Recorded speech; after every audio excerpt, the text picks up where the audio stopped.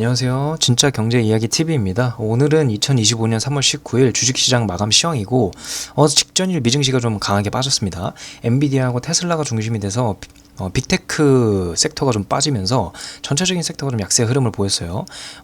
은행이나 증권 그리고 뭐 오일가스 정도를 제외하면 시장을 그동안 주도했던 빅테크 섹터에서 일제히 좀 하락 추세가 좀 나왔습니다.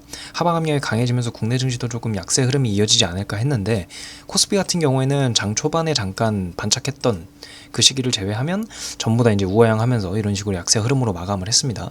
그런데 오늘 좀 특이한 게 코스피가 강하게 움직였어요. 사실 뭐 그렇게 뚜렷한 상승 모멘텀이 없음에도 불구하고 코스피가 장 초반 강하게 움직이고 나서 지켜주는 모습.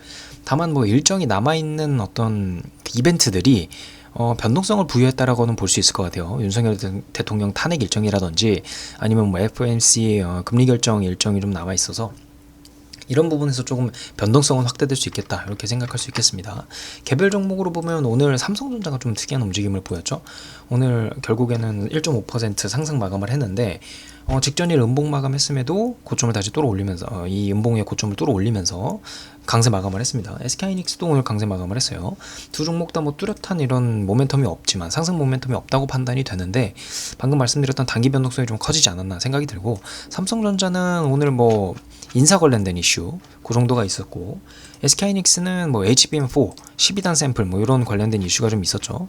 말씀드린 것처럼 이런 것들이 뭐 시장을 견인하거나 뭐 개별 종목의 어떤 상승 추세를 이끌 만한 이슈라고 받아들이긴 힘든데 아무튼 이것들이 좀 이런 것들이 영향을 미치면서 오늘 강세 흐름을 좀 보였습니다. 개별 종목으로 보면 오늘은 테마 장세가 좀 약해진 그런 흐름이었고 개별 종목이라든지 아니면은 신규 상장주 위주로 자금이 좀 유입된 그런 모습을 보였습니다. 대진 첨단 소재가 오늘 장 초반 강하게 움직이면서 2차 전지 섹터를 좀 주도를 했어요. 포스코 DX하고 MOT가 좀 따라 붙었는데 2차 전지 테마가 유지되지는 못했습니다. 장 초반 강하게 움직이고 나서 두 종목 모두 흘러내리면서 결과적으로 MOT는 고점 대비해서 뭐 한 13% 정도 마이너스로 마감을 했고 그리고 대진 첨단 소재도 잘 버티다가 오후장 결국엔 무너지면서 고점 대비 한 7% 정도 이상 무너지면서 마감을 했습니다. 그래서 2차 전지 테마가 뭐 강하게 유지되진 않았다. 그러고 나서 이노메트리가 오후장에 좀 움직였죠.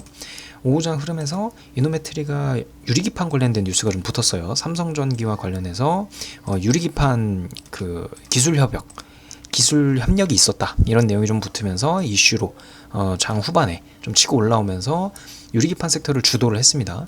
YC가 유일하다시피 혼자 움직였는데 오후장이 좀 무너지면서 결과적으로 유리기판도 사실은 뭐 특별하게 섹터가 유지되지는 않았다 이렇게 좀 생각할 수 있을 것 같아요. 그래서 오늘 시장은 테마가 그렇게 강하게 형성되지는 못한 그런 시장이었다고 볼 수 있겠습니다. 그리고 동양철관이 어제 이제 좀 특징주로 남았었는데 사상 초유의 사태였죠. 7분 동안 코스피가 거래 정지가 되면서 전 종목이 거래 정지가 된 거는 거래소 출범 이후 최초라고 해요. 그러고 나서 동양철관이 이제 3시간 동안 정지가 됐는데 동시효과 풀리고 나서 바로 상한가로 마감을 했죠. 제가 어제 말씀드린 부분은 시간의 단일가에서 좀 하락하고 있었던 구간에서 이렇게 되면 다음날 개파락으로 떨어질 수 있다라고 말씀을 드렸는데 영상을 올리고 나서 바로 상한가로 다시 말아버렸더라고요. 그래서 거래대금도 많이 생기면서 힘이 굉장히 강했던 그런 모습을 보이면서 동양철관이 다시 상한가 마감하고 오늘 갭상승으로 출발을 한 이후에 좀 힘없이 그냥 무너지나 싶었는데 또 오후장에 또 이렇게 올라왔어요. 오전장 늦게 이렇게 올라오면서 강세 흐름으로 좀 개별 종목 위주로 자금이 흐르는 그런 시장에 좀 걸맞게 시장 흐름과 동반되면서 강세 흐름을 보였다 이렇게 볼 수 있겠고 서울보증보험이 개별 종목으로 신규 상장주 이슈가 좀 붙으면서 이렇게 좀 올라왔습니다. 뭐 특징주가 따로 붙거나 테마가 형성되진 않았는데 오늘 마찬가지로 시장의 어떤 흐름이 신규 상장주 개별 종목 위주로 자금이 쏠리면서 그것과 관련된 이제 모멘텀이 형성된 걸로 보여요. 그래서 오후장에 고점을 다시 탈환하고 살짝 무너지면서 마감을 했습니다. 모티브링크도 마찬가지로 최근 신규 상장주 이슈로 모멘텀이 생기면서 개별 종목 중심에 이제 장세가 힘을 받으면서 자금이 좀 유입된 걸로 보입니다. 그래서 오후장 마찬가지로 좀 강세 흐름을 보였고 등락이 워낙 심하고 변동폭이 크다 보니까 단기 변동성이 커진 상황에서 특히나 이런 신규 상장주는 리스크가 동반된 매매가 될 수 있겠습니다. 그리고 코오룩 모빌리티 그룹이 장 막판에 조금 움직였는데 오후장에 한 차례 움직이고 나서 이런 식으로 죽으면 보통 이런 어떤 특정 테마나 테마주이거나 개별 종목의 흐름이 좀 강하게 나오는 종목들은 무너지는 경우가 많은데 좀 버티다가 다시 상승하면서 마감을 했어요.